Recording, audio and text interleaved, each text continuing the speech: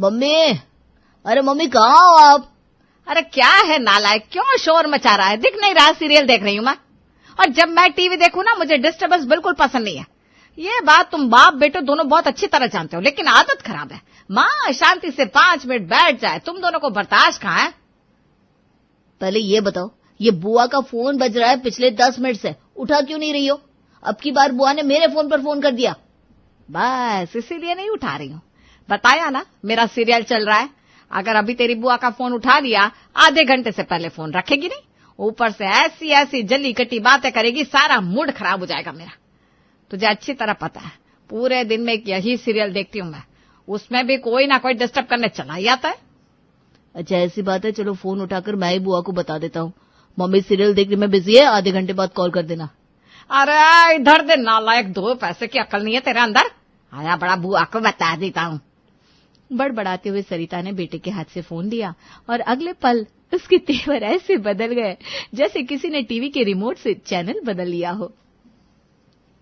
अरे जीजी कैसी हैं आप? कितने दिन हो गए आपसे बात ही नहीं हुई। और आपको एक बात बताऊं, कल रात से ना हिचकी आ रही थी मुझे। मैं तो नीरज के पापा से कह भी रही थी, देख लो मानो या ना मानो, जबलपुर वाली जीजी की याद आ रही है। अरे जब जब आप याद करती हो ना, मेरी तो हिचकियां बंद ही नहीं होती। अच्छा ऐसी बात है भाभी, फिर फोन क्यों नहीं उठा रही थी मेरा? अरे 3 बार पूरा फोन बज बज के बंद हो गया, तब जाके नीरज के फोन पर फोन मिलाया। मेरा फोन आता है तो आपके कान में आवाज नहीं आती क्या? बस हिचकी ले लेकर ही काम चला लेती हो आप। हाँ बिना जीजी, मजाक करने की आपकी आदत गई नहीं। आपको तो पता ही है, दोनों बाप बेटे एक नंबर के निकम्मे और कामचोर है। एक काम में हाथ लगाकर कोई राजी नहीं है। अरे पूरे घर का काम खत्म करते करते आधा दिन बीत जाता है मेरा। अभी अभी याद आया, कई दिन से अचार पापड़ को धूप नहीं दिखाई, बस जीजी वही अचार पापड़ धूप में डालने छत पर गई थी, आपका फोन आया ना तो पता ही नहीं चला। अच्छा ठीक है, समझ गई मैं कितना बिजी रहती हो आप। बस आप एक बात बताओ भाभी की बात बात पर मेरे भाई और भतीजे को निकम्मा कामचोर कहना अच्छा लगता है क्या? अरे पति परमेश्वर होता है और आप बात बात पर ऐसे शब्दों का इस्तेमाल करना शुरू कर देती हो। अरे जीजी आप बिना बातों को दिल पर लगा लेती हो। अरे मैंने कब मना किया कि पति परमेश्वर नहीं है? लेकिन जो सच है वो है। अच्छा ये बताओ, आज आपको याद कैसे आ गई? मेरी कोई खास बात थी या ऐसे ही? हाँ भाभी खास बात है, तभी तो आपको फोन मिलाया है, वरना इतनी दोपहरी में मुझे भी कोई शौक नहीं चढ़ा कि मैं फोन करके आपके आराम में खलल डालूं। अरे जीजी वो नीरज को ना कोचिंग जाना है, अभी फोन रख रही हूँ, अपने फोन से मिलाती हूँ, आप नाराज मत होना। हाँ कोई बात नहीं भाभी, मिला लो। फोन रखने के बाद पढ़ाई खत्म हो गई मेरी, नौकरी करता हूँ अब मैं। आप कुछ भी बोल देती हो, वो भी क्या सोच रही होंगी? अरे कुछ नहीं सोच रही तेरी बुआ, इतना दिमाग नहीं है तेरी बुआ के पास। और तुझसे कहा था ना मेरा सीरियल चल रहा है, बीच में बुआ का फोन मत उठा। तो भी पक्का अपनी बाप की औलाद है, मुझे परेशान किए बिना खाना कहाँ हजम होता है तुम दोनों का। सरिता ने एक बार फिर से अपना सीरियल चालू किया और टीवी के आगे बैठ गई। पूरे 10 मिनट में सरिता का सीरियल खत्म हो चुका था। सीरियल खत्म होने के बाद अरे लाओ भाई इनकी बुआ का फोन मिला ले, वरना मुंह फूल के कुप्पा हो जाएगा। सारी रिश्तेदारी में गाती घूमेगी, भाभी ने पलट के फोन नहीं किया। बताइए क्या कह रही थी जीजी आप? वो ना नीरज का फोन था, वरना ऐसे बीच में फोन ना काटती मैं आपका। वो मेरी सहेली है ना कमला, उसकी माँ की भांजी की फूफेरी बहन के देवर की लड़की जो है ना, वो भी आपके इंदौर में ही रहती है। अब उसकी जो काम वाली है ना, उसके देवर की लड़की की ननद को इस समय काम की जरूरत है। अब मेरे काम वाली शन्नो कहने लगी तो मैंने कहा हाँ भाई काम तो मिल ही जाएगा, काम मिलने में कोई परेशानी थोड़ी ना है। इंदौर शहर में ही तो भाई मेरी भाभी रहती है। अभी इतने बुरे दिन नहीं आए कि मैं अपनी भाभी से किसी को काम पर रखने के लिए कहूँ और भाभी इनकार कर दे। क्यों भाभी ठीक कहा ना? हाँ जीजी बिल्कुल ठीक कहा आपने। अब ये देवर की ननद की लड़की की बुआ जो कुछ भी है, उसको आप हमारे घर का ना एड्रेस दे देना। अब इतनी लंबी रिश्तेदारी तो मुझे याद रहेगी नहीं, लेकिन इतना मैं कह सकती हूँ, यहाँ आकर वो आपका नाम बताएगी तो मैं उसे काम पर रख लूंगी। बुआ जी ने फोन रख दिया। फोन रखने के बाद अरे मम्मी ये क्या? मम्मी की, फूफी की, चाची की, मामी की चल रहा था। कैसी कैसी रिश्तेदारी याद रखते हो आप लोग? यह सब तुम्हारी बुआ की कारस्तानी है। अब तुम्हें तो पता ही है, तुम्हारी बुआ जी की बात इस घर में पत्थर की लकीर है। अगर वो रात को दिन कह देना तो हम सबको भी दिन ही कहना पड़ेगा। बेटा दिमाग ज्यादा लगाने से कोई फायदा नहीं है। बुआ ने कह दिया उस रुक्मिणी को काम पर रखना है, मतलब रखना है, बस बात यही खत्म होती है। लेकिन मम्मी आप तो कामवाली के हाथ का काम पसंद नहीं करती। पसंद आए या ना पसंद आए उससे क्या फर्क पड़ता है। मैंने तुझे बताया ना, बुआ जी ने कह दिया कामवाली रखनी है, मतलब कामवाली रखनी पड़ेगी। अगले दिन जैसे ही बुआ जी ने कहा था, रुक्मिणी काम की तलाश में सरिता के घर पहुंच जाती है। नमस्ते मेम साहब, वो मैं जबलपुर में रहने वाली शन्नो दीदी है ना, उनकी। अरे बस बस बस, मैं समझ गई। तुम ये रिश्तों की भूल भुलैया फिर से शुरू मत कर देना। वैसे भी कल से जब से जीजी ने तेरा रिश्ता बताया ना उस शन्नो के साथ, मेरा दिमाग घुमा हुआ है। मुझे वैसे भी कौन सी कुंडली मिलानी है तेरे साथ। तू तो बस ये बता पैसे कितने लेगी और काम वगैरह करना आता है कि नहीं। अरे मैडम, काम इतना बढ़िया करके देगी आपको, आप जीवन में किधर भी चले जाओगे रुक्मिणी को भूल नहीं पाओगे। सच्ची बात बता रही मैं। और पैसे का क्या है मेम साहब, गरीब आदमी है, हमको कौन हमारी मेहनत का पूरा पैसा देता है। अब जितना देगी मैं काम चिल्ला लेगी। अरे तुझे क्या हम गरीबों का पैसा मारने वाले लोग लगते हैं? पूरा पैसा क्यों नहीं देंगे? 5,000 काम वाली का रेट चल रहा है तो 6,000 ले लेना, लेकिन काम मेरे मन का करके देना पड़ेगा। अरे ठीक है मेम साहब, मैं बिल्कुल चक्काचक काम करके देगी आपको। अच्छा चल ठीक है, तू ऐसा कर, पहले अपने हाथ की चाय पिलाकर दिखा, देखो तो कितना स्वाद है तेरे हाथ में। अरे इसमें क्या है, मैं अभी आपको अपने हाथ की स्पेशल वाली चाय पिलाती है ना। इतना कहकर रुक्मिणी रसोई में चली जाती है। अभी रुक्मिणी को रसोई में गए हुए 2 मिनट हुए थे कि सरिता को उसकी आवाज सुनाई देती है।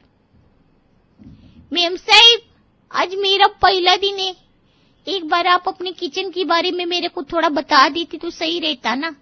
अच्छा चल ठीक है, आ रही हूँ मैं, अभी तुझे बताती हूँ। सरिता रसोई में जाकर काम वाली रुक्मिणी को सब चीजों के बारे में समझा देती है। अब तो कर लेगी ना, अब मैं जाऊं? एक बात बोलेगी मेम साहिब, बुरा नहीं मानने का।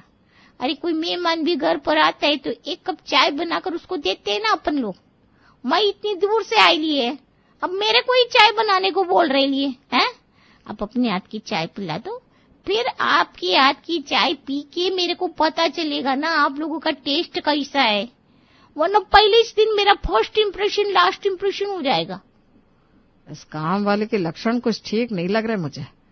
जीजी भी पता नहीं कहाँ से छांट कर काम चोर भेज देती हैं। अरे इतनी जुबान चलाने पर हमारे इंदौर की कोई और काम वाली होती तो कब का निकाल कर बाहर खड़ा कर देती। लेकिन क्या करूं, गले की हड्डी बन गई है ये काम वाली। इसे निकाल दूंगी तो जीजी का मुंह फूलकर गुब्बारा हो जाएगा। उन्हें तो यही लगेगा ना मैंने जानबूझकर उनकी भेजी हुई नौकरानी को काम पर नहीं रखा। हाँ ठीक है, बना लाती हूँ चाय। सरिता रसोई में जाकर चाय बनाने लगती है। तभी नौकरानी रुक्मिणी की आवाज सुनाई देती है। अरे मेम साहिब, वो मैं क्या बोल रही थी, आज पहला दिन था, मेरे को एड्रेस मालूम नहीं था ना।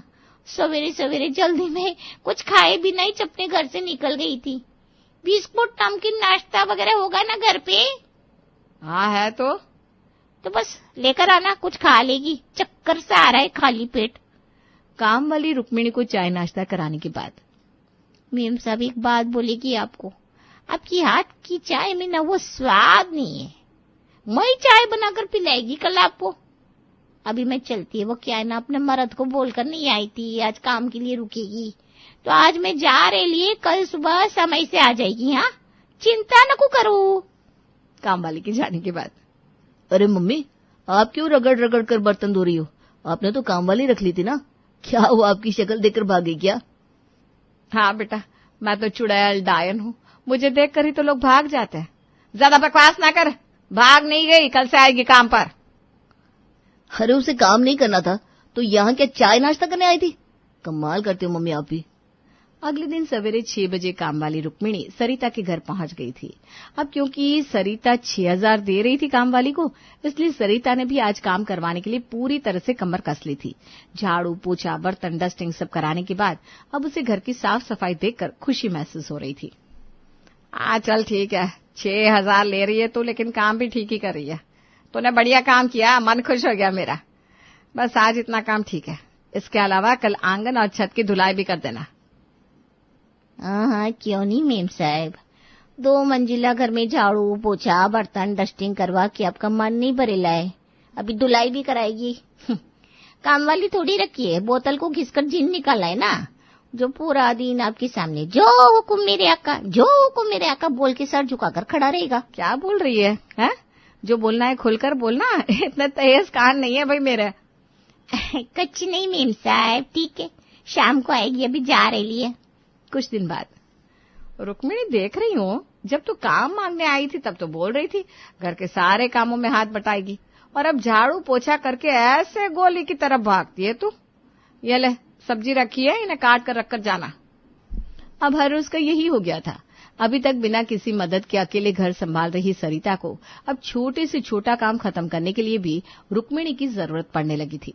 दूसरी ओर घर के पहाड़ जैसे काम को करते करते रुक्मिणी की हालत भी खराब होने लगी थी। एक दिन रुक्मिणी सरिता के यहाँ पहुंचती है। दीदी बहुत बड़ी खुशखबरी है, पहले मेरे को मिठाई खिलाओ फिर बताती है।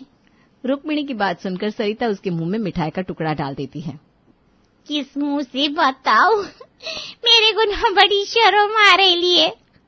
कितने मुंह है भाई तेरे पास? एक ही मुंह है ना, इसी मुंह से बता दे।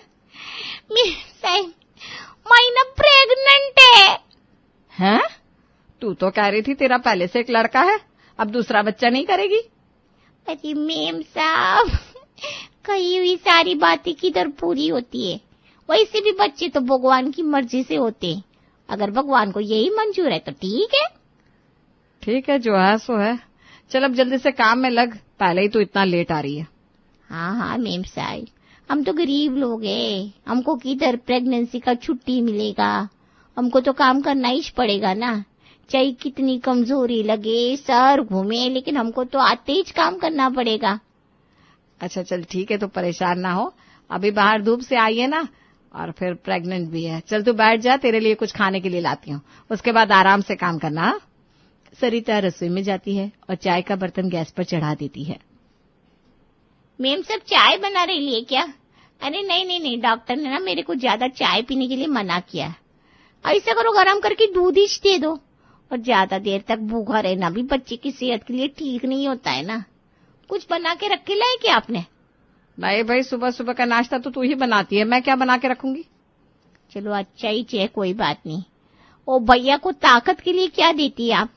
मेरे को भी थोड़ा सा दे दो ना, दूध के साथ ले लेगी, मेरे बच्चे को भी ताकत आएगी ना। क्या कहा तूने? भैया को मैं काजू बादाम खिलाती हूँ, अब क्या तुझे भी काजू बादाम खिलाऊं? हाँ मेम साहब, आपका बच्चा बच्चा है, हम गरीब लोगों का क्या है, हमारे बच्चों के लिए कौन सोचता है। तू ये बात बात पर रोना धोना क्यों चालू कर देती है? ला रही हूँ घी में फ्राई किए हुए काजू बादाम मखाने, जो सरिता अपने बेटे को दूध के साथ खाने के लिए देती थी। अब उन पर रुक्मिणी की नजर लग चुकी थी। दोनों टाइम दूध और मेवे खाने के बाद रुक्मिणी हाय हाय करती उठती और 2-4 काम में हाथ लगाने के बाद फिर से सर पकड़कर बैठ जाती। एक दिन सरिता की पड़ोसन सरिता से मिलने के लिए आती है। तभी वो पड़ोसन को पानी दे रही थी कि रुक्मिणी चक्कर खाकर वहीं गिर जाती है। अरे अरे बहन जी, इसे क्या हो गया? मुझे तो ऐसा लग रहा है आपकी काम वाली की कंडीशन कुछ ठीक नहीं है, हमें इसे अस्पताल लेकर जाना चाहिए। 2-4 इंजेक्शन डॉक्टर लगाएगा, ग्लूकोज वगैरह चढ़ाएगा ना, तो थोड़ी ताकत आ जाएगी। अस्पताल का नाम सुनते ही रुक्मिणी उठकर बैठ जाती है। अरे नहीं नहीं, इतना खर्चा कई को करने का कोई जरूरत नहीं है। वो क्या है ना आंटी जी, मैं प्रेग्नेंट है, प्रेगनेंसी में ना काम की वजह से चक्कर आना, ये सब कौन सा बड़ा बात है। सरिता बहन, कुछ सोचना चाहिए आपको, वो बेचारी प्रेग्नेंट है और आप उससे घर में रगड़कर झाड़ू पोछा लगवा रही हैं। अरे भाई, ऐसा कौन सा पत्थर तोड़वा लिया है इससे हमने? और अगर इससे काम करने में तकलीफ हो रही है तो छुट्टी लेकर घर पर बैठे, हम अपने लिए दूसरी नौकरानी देख लेंगे। मैंने कोई जोर जबरदस्ती नहीं करी इसके साथ।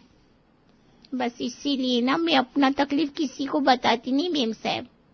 अब आप बोल दिया कि मैं काम छोड़ दे और आप किसी और काम वाली को लगा लेंगी। वैसे भी मैं कौन सा आपकी सगी है, मैं तो सौतेली काम वाली है ना। आपके रिश्तेदार के कहने पर आपकी इधर रुकेली है। आपको वैसे भी मैं फूटी आंख सुहाती नहीं है। अपन काम वाली का क्या है, अपन का जिंदगी कैसा है। अरे भाई, फिर से रोना चालू कर दिया तूने। चल ठीक है, नहीं निकाल रहे तुझे काम से, और ठीक है, कल से तुझे ज्यादा काम वाम करने की जरूरत नहीं है, काम मैं देख लिया करूंगी। तो बस अपना और अपने होने वाले बच्चे का ख्याल रख, हाँ? और वैसे भी मैं सोच रही थी तुम काम वालियां कितना कुछ करती हो हम लोगों के लिए। अब तेरे ऐसे वक्त में मेरा भी तो फर्ज बनता है ना कि मैं तेरे लिए कुछ करूं। बस उस दिन के बाद कामवाली रुक्मिणी इतना फैली कि उसके आगे रायता भी शर्मा जाए।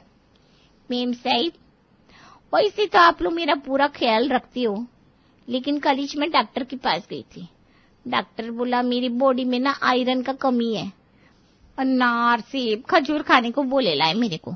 अब आपको तो पता ही चाहिए मेम साहब, मैं गरीब औरत, मैं की तरह से लाएगी इतना महंगा महंगा फल फ्रूट। अच्छा चल तू परेशान मत हो, ये ले सेब अनार सब लाकर रखा है तेरे सामने, उसमें से खा ले बस। कुछ दिन इसी तरह बीत जाते हैं। फिर एक दिन, अब मेम साहब क्या बताऊं आपको, आजकल ना मेरे जोड़ों में बड़ा दर्द रहने लगा है। 6ठा महीना है ना, ऐसे में शरीर पर जोर तो पड़ता ही छे। मेरे घर के पास एक दाई रहती है, उसको दिखाकर आई मैं, बोली कोई मालिश वाली लगा ले, थोड़ा तेल मालिश करेगी ना तो जोड़ों में मजबूती आएगी। अब हम गरीब लोग किधर से मालिश वाली लगाएंगे। मैं सोच रही लिए जबलपुर वाली चीची को फोन कर देती हूँ, वही कोई मालिश वाली का इंतजाम करती मेरे लिए। काम वाली रुक्मिणी जबलपुर में अपनी दीदी को फोन करती है और कुछ ही देर बाद बुआ जी का फोन सीधा सरिता के पास आता है। अरे सरिता, ये उम्मीद नहीं थी भाई मुझे तुमसे। भगवान का दिया सब कुछ है तुम्हारे पास, घर में किसी चीज की कमी है क्या? वो बेचारी ऐसी मुसीबत में पड़ी है, क्या बिगड़ जाएगा अगर थोड़ा उसकी देखभाल कर लोगी तो। अरे बेचारी प्रेग्नेंट है, ऐसे टाइम पर तो किसी गैर को भी देखकर नजरअंदाज नहीं किया जाता। अरे जीजी ऐसा क्यों कह रही हैं आप? हम तो अपनी तरफ से पूरा ख्याल रख रहे हैं, किसी चीज की कमी रखी है क्या उसके लिए? दूध घी मेवे सब तो खा रही है हमारे घर में। आप कहे तो प्रॉपर्टी उसके नाम लिख दे। बस भाभी, यही सुनना बाकी रह गया था। अब क्या मेरी बात की इतनी भी वैल्यू नहीं रही घर में?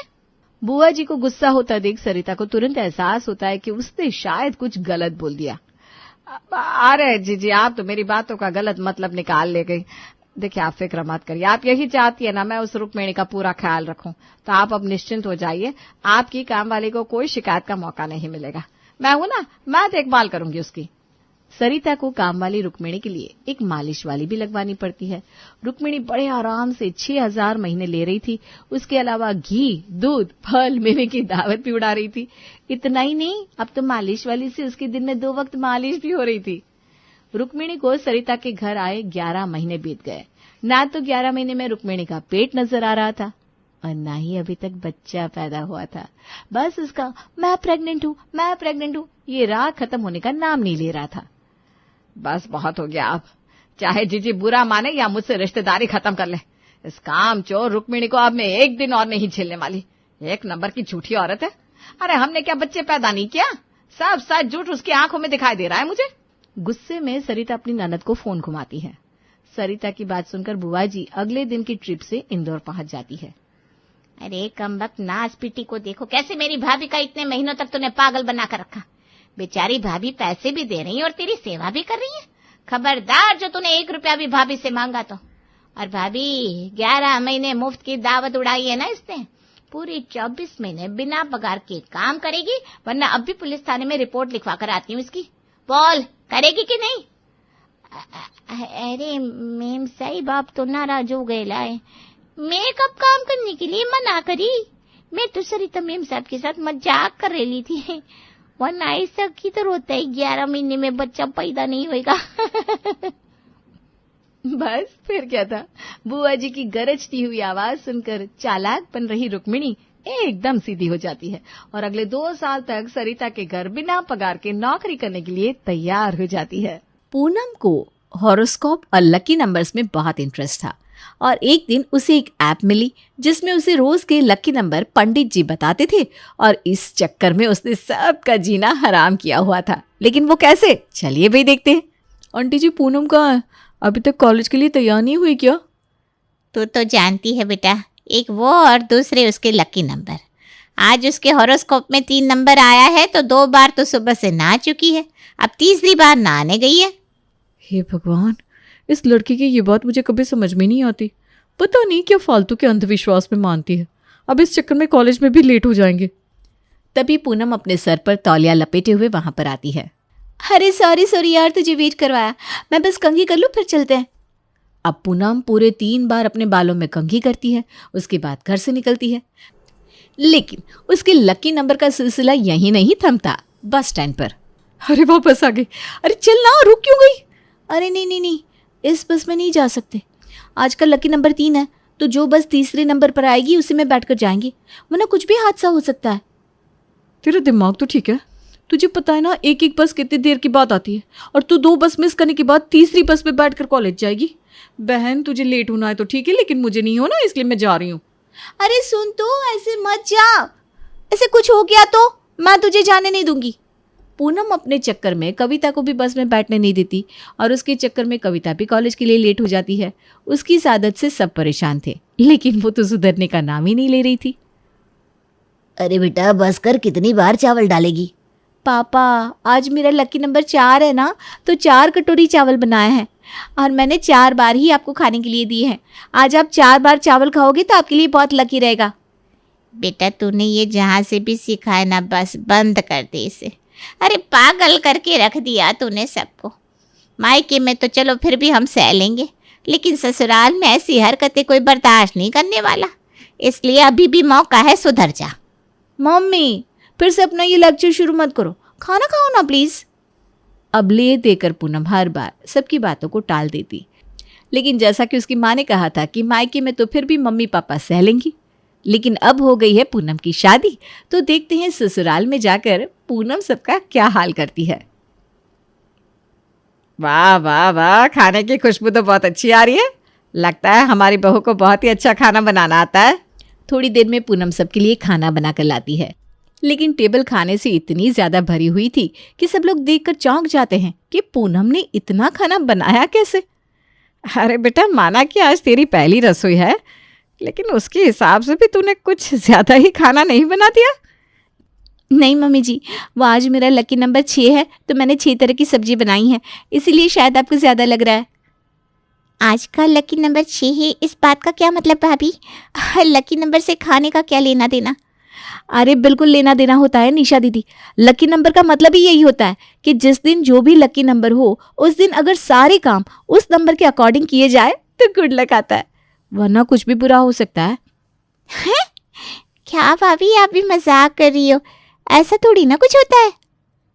अरे क्या तुम लोग भी फालतू की बातों में लग गए? पूनम ने इतना टेस्टी खाना बनाया है तो खाते हैं ना। वैसे भी बहुत टाइम बाद इतनी वैरायटी का खाना खाने को मिल रहा है। पूनम सबकी प्लेट में 6 कटोरियां रखती हैं और 6 सब्जियां डाल देती है, और खाने के लिए उनको रोटियां भी 6 ही देती है। अरे भाभी, ये आप क्या कर रही हो? मैं तो बस 2 या 3 रोटी खाती हूँ, आपने मेरी प्लेट में इतनी सारी रोटियां क्यों रख दी? इतनी सारी कहाँ है निशा दीदी, बस 6 रोटियां तो है। अरे बेटा, 6 रोटियां तो मैं 2 वक्त में खाता हूँ, तुम मुझे 2 वक्त का खाना एक बार में क्यों खिला रही है? अरे 2 वक्त नहीं, 6 वक्त पापा जी। आज का लकी नंबर 6 है ना, तो खाना भी 6 बार खाना है। तुम्हारा दिमाग तो ठीक है, क्या कुछ भी बोले जा रही हो? 6 वक्त खाना, वो भी इतना सारा? अब पूनम सबको जबरदस्ती 6 सब्जी और 6 रोटी तो खिला देती है, लेकिन दिन में 6 बार खाना खाने से तो घर वाले तौबा कर देते हैं। अब घर वालों के लिए उसकी आदत नई थी, लेकिन उसकी ये आदत सबको बहुत अजीब लग रही थी। एक दिन तो ससुराल में जैसे तैसे बीता, तभी अगले दिन बहू को किचन में कुछ ज्यादा ही देर नहीं हो गई, बस बर्तन धोने के लिए ही तो गई थी। 1.5 घंटा हो गया, लेकिन अभी तक किचन से निकली नहीं। देख कर आती हूँ। पूनम की सास राधा किचन में जाती है तो देखती है पूनम अभी भी किचन में बर्तन धो रही है। अरे बेटा, तू तो 1.5 घंटे पहले किचन में बर्तन धोने के लिए आई थी, अभी तक बर्तन नहीं धुले। तेरी तबीयत ठीक नहीं है तो बैठ जा, निशा कॉलेज से आएगी ना तो वो धो देगी, या फिर मैं धो दूंगी। नहीं मम्मी जी, मेरी तबीयत खराब नहीं है, बस ये लास्ट राउंड है बर्तन धोने का। बर्तन धोने का लास्ट राउंड? क्या मतलब? मम्मी जी, आज का मेरा लकी नंबर 4 है, तो 4 बार बर्तन धोने हैं। 3 बार तो मैं धो चुकी हूँ, बस ये आखिरी बचा है। हे भगवान, बहू ऐसे कौन करता है? ऐसे तो तेरी तबीयत खराब हो जाएगी बेटा। अरे आप चिंता मत कीजिए मम्मी जी, मुझे कुछ नहीं होगा। आप रूम में आराम कीजिए, मुझे अभी 4 सब्जी और सबके लिए 4-4 रोटियां भी बनानी है। बाप रे, निकल ही लेती हूँ यहाँ से।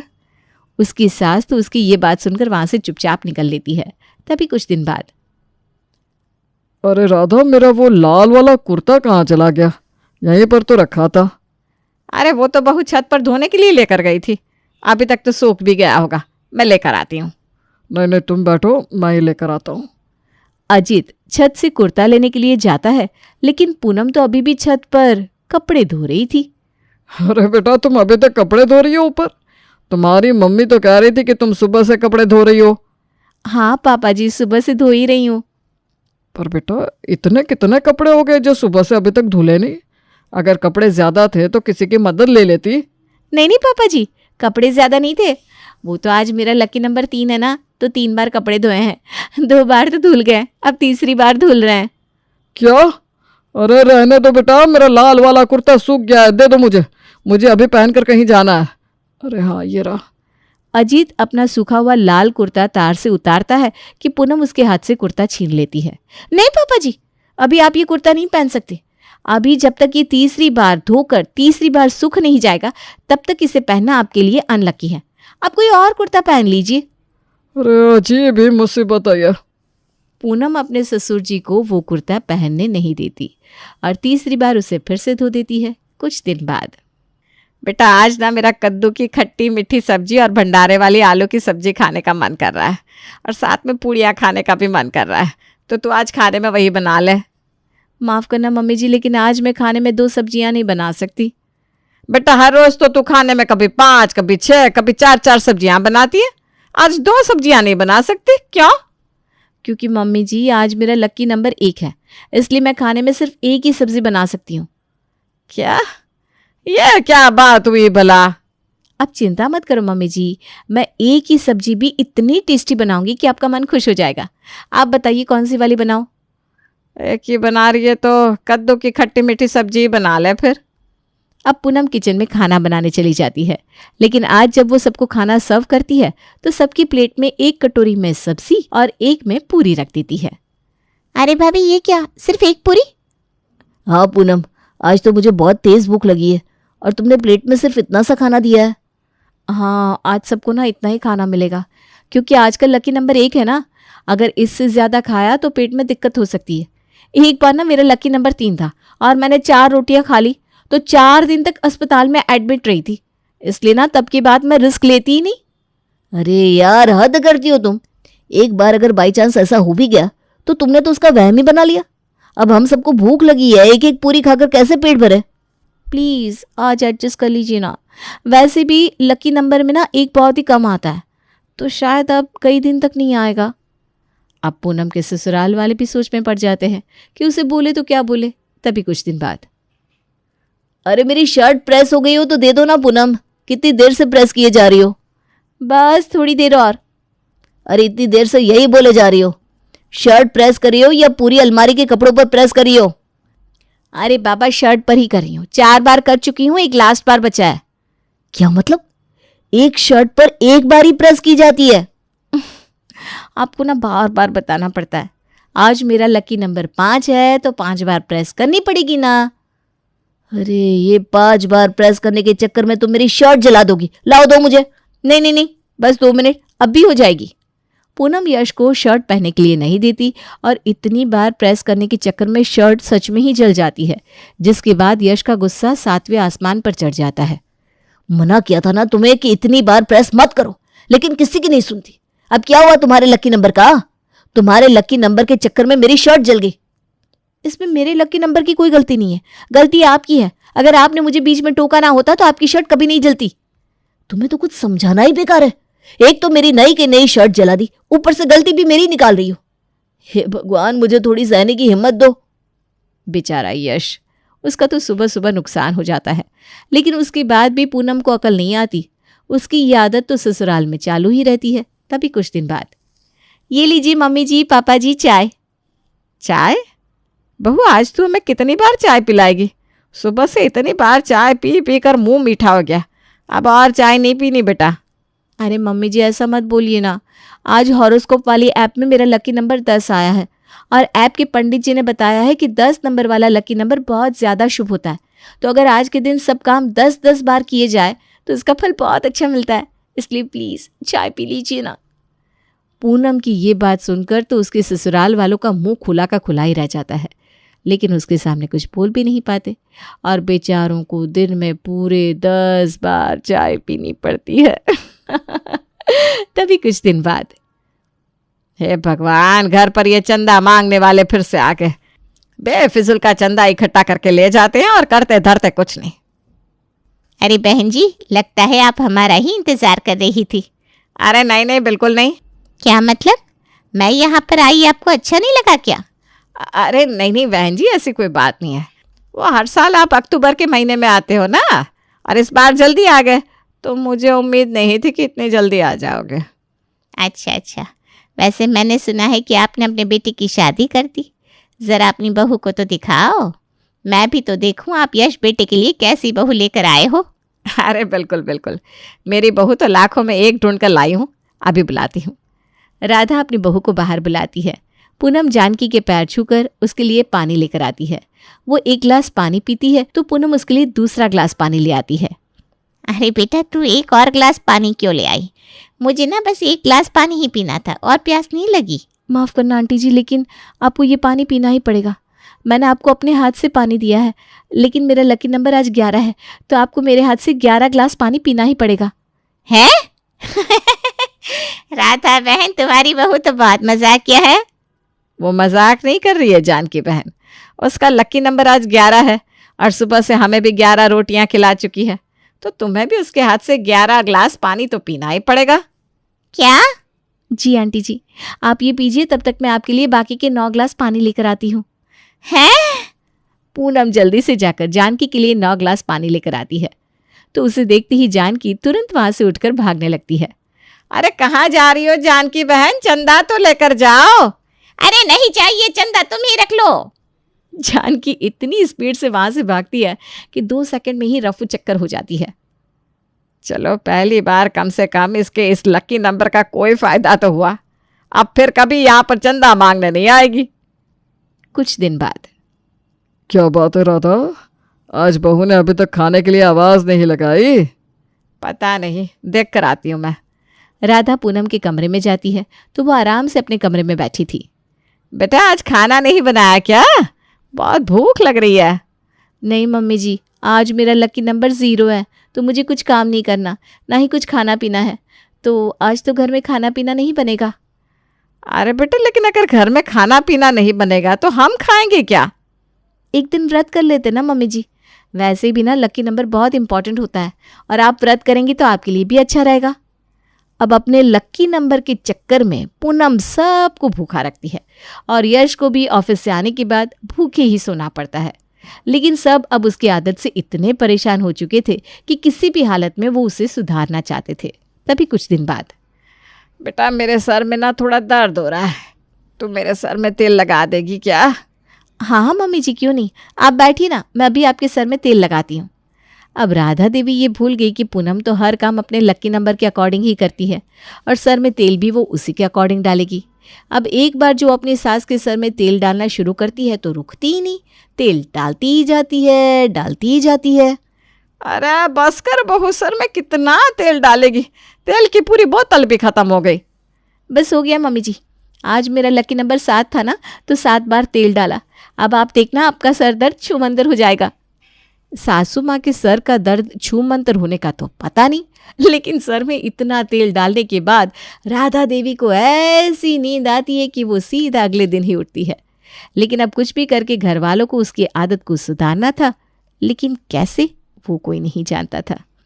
भैया, भाभी की इस आदत से ना हम सब परेशान हो रहे हैं, कोई तो तरीका होगा जिससे उनकी आदत सुधर सके। पता नहीं निशा, वो कौन सा तरीका है जिससे ये सुधरेगी। हे भगवान, अब आप ही कुछ रास्ता दिखाओ। अब भगवान से उनके बच्चे मदद मांगे और भगवान उनकी मदद ना करे, ऐसा तो हो ही नहीं सकता। अगले दिन। पूनम, क्या हो गया तुम्हें, इतने परेशान परेशान क्यों बैठी हो? मेरे साथ ना फ्रॉड हो गया। फ्रॉड हो गया? क्या मतलब? मतलब कि जिस ऐप में से मैं अपना डेली हॉरोस्कोप देखती थी ना, और जो पंडित जी डेली मुझे मेरा लकी नंबर बताते थे, वो फ्रॉड निकले। लकी नंबर जैसा कुछ भी नहीं था, वो तो बस लोगों को बेवकूफ़ बनाकर पैसे कमा रहे थे, और मैं भी ना हर महीने उनकी 2000 रुपये की फीस भरती थी। क्या? हाँ, उनके ऊपर भरोसा करके मैंने हर काम लकी नंबर के अकॉर्डिंग किया, और लास्ट में वो पंडित जी फ्रॉड निकले। पुलिस ने उनकी ऐप को भी बैन कर दिया, और अब वो जेल में है। हम सब तो तुम्हें पहले ही समझाते थे कि ऐसा कुछ नहीं होता, अब लकी नंबर के चक्कर में कर लिया ना तुमने अपना ही नुकसान। चलो अब जो हुआ सो हो गया, लेकिन आगे से ऐसी किसी चीज़ों पर भरोसा मत करना। ना बाबा ना, बिल्कुल भी ना करूं। इतने साल से लकी नंबर के चक्कर में उनकी फीस बढ़ती आ रही थी। इतना ही लकी नंबर का ज्ञान होता उन्हें तो खुद जेल नहीं जाते। बेवकूफ़ बना दिया मुझे। फाइनली जब हॉरोस्कोप वाली ऐप और पंडित जी का सच पूनम के सामने आता है तो उसके दिमाग से ये लकी नंबर वाला सारा भूत उतर जाता है और कई सालों बाद पूनम फिर से अपनी लाइफ को नॉर्मली जीना शुरू करती है, जिससे सबसे ज्यादा खुश तो उसके ससुराल वाले ही होते हैं, क्योंकि उन्हें पूनम के इस लकी नंबर के टॉर्चर से हमेशा के लिए छुटकारा जो मिल जाता है। एक संपन्न परिवार में पैदा हुई शुभी को बचपन से कभी किसी भी चीज़ के लिए समझौता नहीं करना पड़ा था। भाई हो या माता पिता, वो परिवार में सभी की लाडली थी। उसके मांगने से पहले ही मंजू और महेश हर चीज़ लाकर उसके सामने रख देते थे। मायके में उसके पास अपना कमरा था जिसे उसने अपनी मर्जी से सजाया हुआ था। शायद ही कोई ऐसा दिन रहता था जब घर में शुभी की पसंद का खाना ना बना हो। धीरे धीरे समय बीता और शुभी एक नवयुवती बन गई।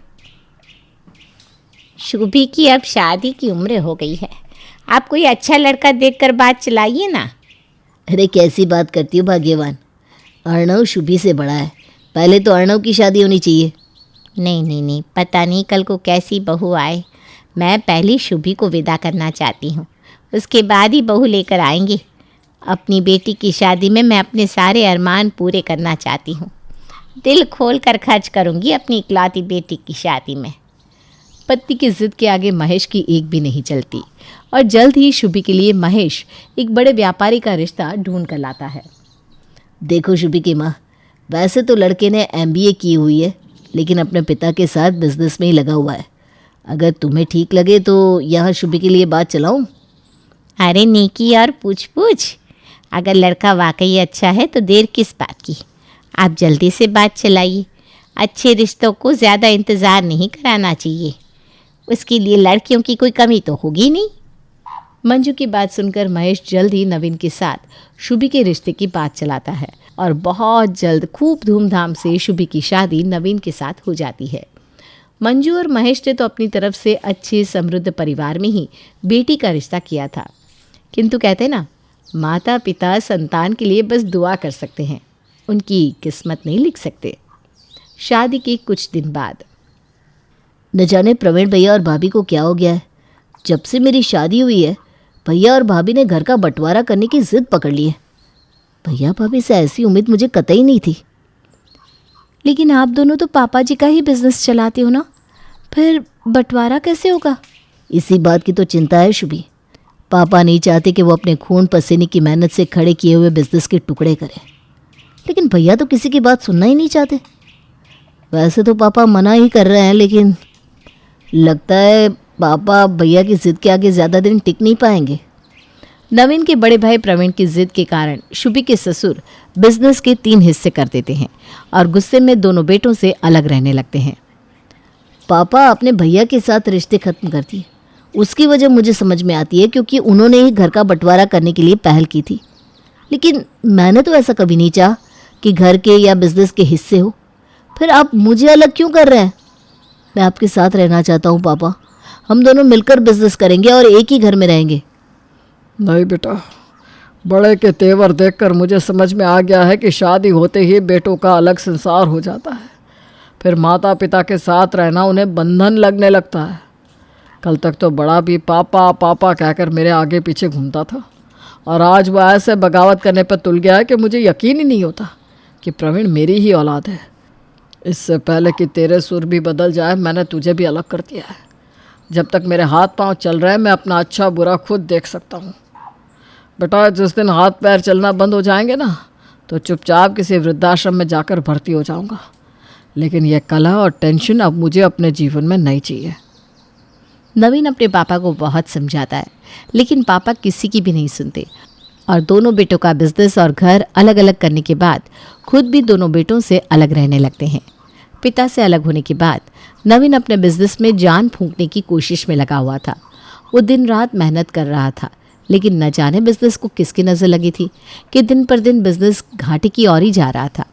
इसी बीच गुजरते समय के साथ शुभी भी एक बच्चे की माँ बन गई थी। कुछ दिन बाद मुझे माफ़ कर देना शुभी। मुझे नहीं पता था कि इस तरह से हमारे दिन बदल जाएंगे और ऐसा दिन देखने को मिलेगा। मैंने तुम्हें वादा किया था कि शादी के बाद राजकुमारी बनाकर रखूँगा, लेकिन मैं नहीं जानता था कि मैं तुम्हें एक मिडिल क्लास पति जितनी सुविधाएं भी नहीं दे पाऊँगा। एक बार जो हमारा बिजनेस पटरी से उतरा, लाख कोशिश के बाद भी कुछ फ़ायदा ही नहीं हो रहा। हर गुजरते दिन के साथ सब बिगड़ता ही जा रहा है। मैंने इसी उम्मीद में अपना गाड़ी मकान सब बेचकर बिजनेस पे लगा दिया कि इस बिजनेस से आज नहीं तो कल सब कुछ वापस पा लूँगा, लेकिन शायद वो मेरी गलती थी।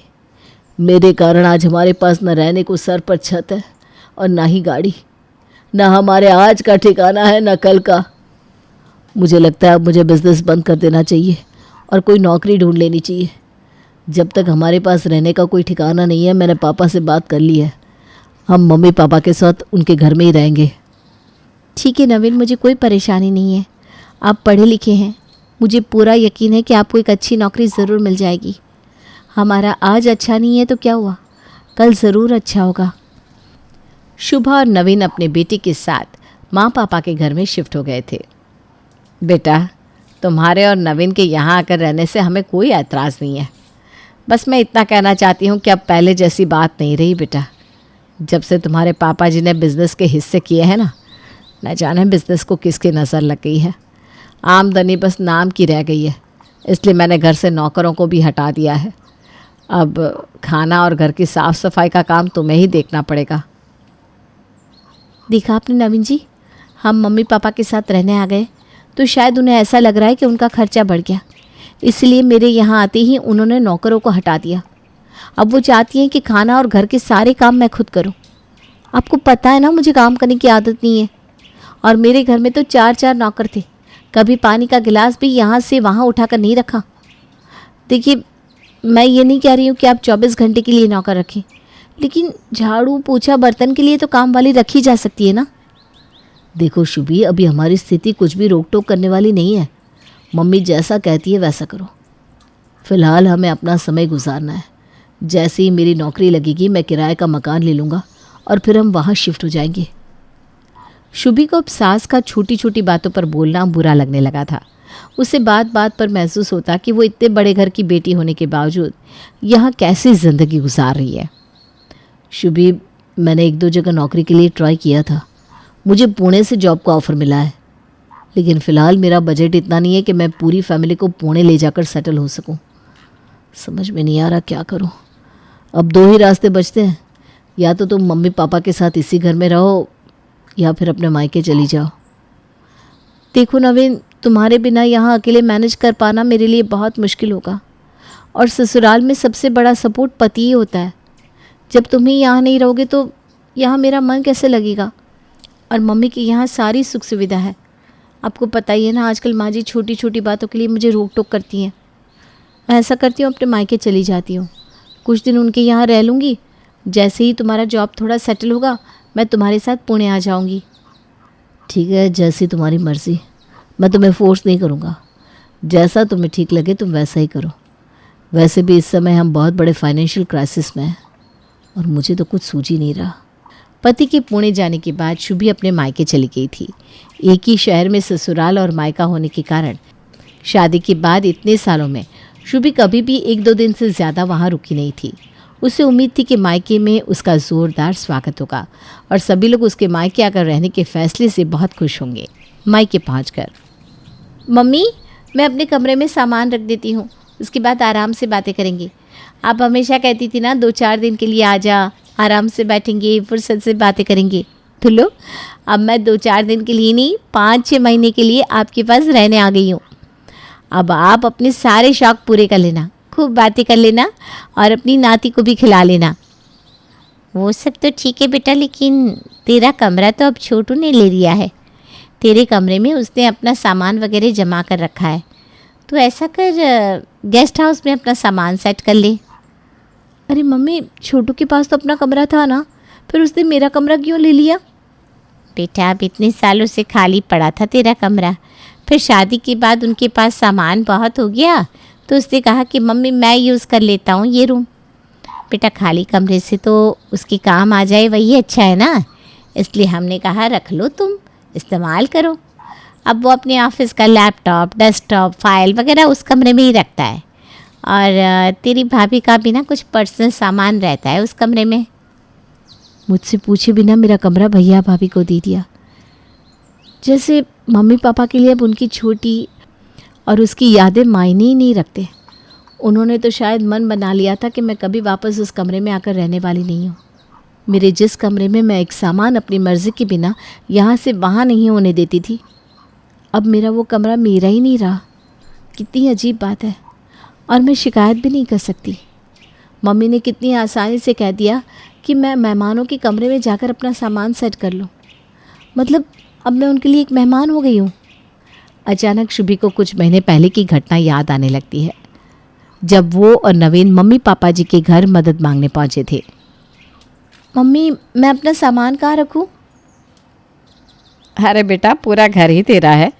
जहाँ तेरा मन करे वहाँ सामान रख दे, जहाँ तुझे बैठना हो वहाँ बैठ जा।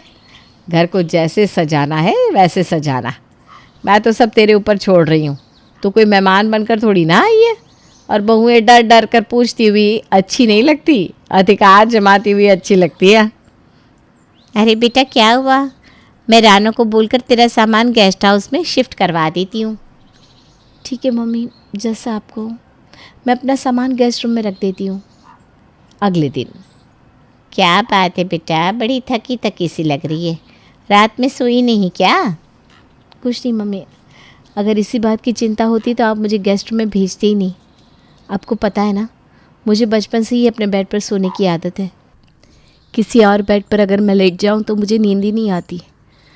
अब एडजस्ट करने में मुझे कम से कम 1 हफ़्ता लगेगा। फिर भी आपने मुझे मेरे कमरे की बजाय गेस्ट रूम में भेज दिया। अरे वो बात नहीं है बेटा, तू मेरी बातों का गलत मतलब मत निकाल। अच्छा ये बता, खाने में क्या खाएगी? कुछ भी बना लो मम्मी, क्या फ़र्क पड़ता है। अरे बेटा, तुझे क्या खाना है मैं वही बनाऊंगी। अच्छा ठीक है, आज अपने हाथ की कढ़ी चावल बनाकर खिला दो। बहुत दिन हो गए कढ़ी चावल नहीं खाए। दोपहर के समय नौकरानी रानो सबका खाना लगाने लगती है। अरे रानू, मैंने तो मम्मी को कहा था कि आज कढ़ी चावल बना देना लंच में, फिर ये छोले चावल क्यों बना दिए? दीदी, आपने तो कढ़ी चावल बोला था, लेकिन फिर थोड़ी देर बाद बड़ी भाभी आई। कहने लगी, रानो तुझे अक्ल नहीं है, शनिवार के दिन तो काले चने और चावल बनते हैं, तो कढ़ी किसी और दिन बन जाएगी। आज तो काले चने की सब्जी और चावल बना दे। तो मैंने बना दिए। अब नाराज़ मत हो दीदी, मैं आपके लिए कढ़ी चावल कल बना दूंगी। रहने दे रानो, तू माफ़ी क्यों मांग रही है? ठीक है ना, तुझे तो जैसा कहा जाएगा तो वही करेगी। और अब मैं तो मेहमान हो गई हूँ, तुझे अपनी भाभी की बात ही माननी चाहिए। रानो की बात सुनकर उसे अपनी सास की कही बातें याद आने लगती है। मम्मी जी, क्या सब्जी बनेगी आज? आप बता दीजिए, मैं बना दूंगी। अरे बहू, जो पसंद हो बना ले, इतना सोचा मत कर। जो तेरी पसंद वही हमारी भी पसंद। क्या रोज़ रोज़ मुझसे पूछने आती है, हैं? बेटा तुम जवान लोग हो, तुम्हारी उम्र में खाने पीने का शौक़ होता है। हमारा क्या है, अब उम्र हो गई है, जो बन जाए वही ठीक। ठीक है माँ जी, फिर मैं आज छोले भटूरे बना लेती हूँ, मेरा कई दिनों से मन हो रहा था। अरे बेटा, अगर तेरा मन हो रहा था तो फिर तुझे पहले ही बना लेना चाहिए था ना। इस पे संकोच वाली क्या बात है? और देख, तू अपने घर में है, तेरा जो मन करे वो खा, जैसे मन करे वैसे रह। इतना बंधन महसूस करने की कोई ज़रूरत नहीं है बेटा। मम्मी जी रोज़ मेरी पसंद का ही खाना बनवाती थी। कभी ऐसा नहीं हुआ कि अगर मुझे कढ़ी खाने का मन हो और उन्होंने कुछ और बनवा दिया हो। और यहाँ मेरी माँ अब बहू की पसंद को बेटी से ऊपर रख रही है। शायद यही अंतर होता है, जो शादीशुदा बेटियाँ मायके में ज़्यादा दिन टिकना नहीं चाहती। ऐसा लग रहा है जिस घर में मैं बचपन से पली बड़ी हूँ, वहाँ मेरा अधिकार ही अब खत्म हो गया हो। शुभी बात को आगे बढ़ाना नहीं चाहती थी। वो नहीं चाहती थी कि उसके कारण मायके में तनाव या मन मुटाव की स्थिति पैदा हो, इसलिए चुपचाप लंच करने लगती है। तभी उसे अपने बेटे शिवम के रोने की आवाज़ सुनाई देती है। शुभी उठकर बच्चों के कमरे में जाती है तो देखती है शुभम और भाभी का बेटा श्रेयस आपस में झगड़ रहे हैं। अरे बेटा, क्यों रो रहे हो तुम? क्या बात हो गई? मम्मा, श्रेयस अपना किसी भी खिलौना मुझे हाथ लगाने भी नहीं देता। मैं कोई भी सामान छूता हो तो मुझसे वापस छीन लेता है। कहता है अगर मुझे खेलना है तो मैं अपने खिलौने लेकर आऊँ। शिवम बेटा तू दे देना उसके खिलौने, वो ऐसा ही है, बिना बात अभी चिल्ला चिल्ला कर पूरा घर सर पर उठा लेगा। तू आजा, मैं तुझे कुछ खाने के लिए देती हूँ। नहीं नानी, मुझे कुछ नहीं खाना, मुझे खिलौने चाहिए। ये क्या बात हुई? मम्मी श्रेयस को भी तो समझा सकती थी। वो शिवम से उम्र में बड़ा है और घर में 2-2 बच्चे हैं, तो दोनों को मिलकर खेलना चाहिए। उल्टा मम्मी अपने पोते का ही सपोर्ट कर रही है। शिवम का भी तो मन होगा ना कि वो खिलौनों से खेले। किसी तरह शुभी ने अपने बेटे शिवम को शांत कराया और बात आई गई हो गई। कुछ दिन बाद शाम के समय, अरे 9 बज गए हैं, जल्दी से चैनल चेंज करो, बिग बॉस लगाओ ना, आज बहुत अच्छा ट्विस्ट आने वाला है बिग बॉस में। अरे शुभी, बिग बॉस भी कोई देखने की चीज़ है? हम लोग बिग बॉस वगैरह नहीं देखते। इस टाइम मैं तो न्यूज़ सुनती हूँ। रविश कुमार का प्राइम टाइम आता है ना, तुम भी सुनो, अच्छा लगेगा। शुभी के कहने पर भी भाभी ने चैनल चेंज नहीं किया था। मन मारकर शुभी को भी भाभी के साथ बैठकर न्यूज़ सुननी पड़ रही थी। कहने को तो ये बहुत छोटी सी बात थी, लेकिन हर छोटी छोटी बात शुभी के मन में गहरे घाव करती जा रही थी। वो अपने मायके में रह ज़रूर रही थी, लेकिन उसे इतना एहसास हो चुका था कि अब उसको मायके में भी अपनी मर्ज़ी के मुताबिक नहीं, बल्कि भाभी के हिसाब से रहना होगा। खाना हो या टीवी पर चलने वाला प्रोग्राम, घर की साज सजावट हो या फिर बच्चों के खेलने का समय, सारी बातें भाभी अपने हिसाब से ही निश्चित करती और ननद शुभी के ओपिनियन को कुछ खास इम्पोर्टेंस भी नहीं देती। कैसी हो शुभी? मैं तो ठीक हूँ। आपकी जॉब कैसे चल रही है? फ़िलहाल तो सब ठीक है, लेकिन पुणे बहुत महंगा शहर है। यहाँ पर तुम सबको, यानी तुम दोनों को लाकर सेटल होने के लिए अभी थोड़ा समय और लगेगा। अच्छा हुआ तुम अपने मायके चली गई। आखिर कितने दिन अकेले मम्मी पापा के पास रहती। अब पापा के यहाँ एक ही एसी है, गर्मी का मौसम है, तुम्हारे लिए बहुत मुश्किल हो जाता। नहीं नवीन, बहुत रह लिया मायके में, सोच रही हूँ इस संडे को वापस मम्मी पापा के पास चली जाऊँ। अरे ऐसा क्यों कह रही हो, कुछ बात हुई क्या? नहीं नवीन, कुछ बात नहीं हुई, बस मुझे इतना समझ में आ गया है कि मायके की घी लगी रोटी से ससुराल की सूखी रोटी ज़्यादा स्वादिष्ट लगती है। हाँ, मुझे समझने में थोड़ा वक्त ज़रूर लगा, लेकिन अब बहुत अच्छे से समझ में आ गया है। मुझे पूरा यकीन है कि मम्मी जी पापा जी मुझे किसी भी तरह की तकलीफ़ नहीं होने देंगे। तुम आराम से अपनी जॉब करो, चिंता की कोई बात नहीं है, मैं वहाँ मैनेज कर लूँगी। मायके में मेहमान बनकर रहने से अच्छा है कि मैं अपने ससुराल में हक और धौंस के साथ खुशी खुशी रहूं। शुभी को तो ये बात समझ में आ गई थी, लेकिन क्या आप शुभी की बात से सहमत हैं? क्या वाकई ससुराल की सूखी रोटी मायके की घी वाली रोटी से ज़्यादा स्वादिष्ट होती है? अपनी राय हमें ज़रूर बताइएगा।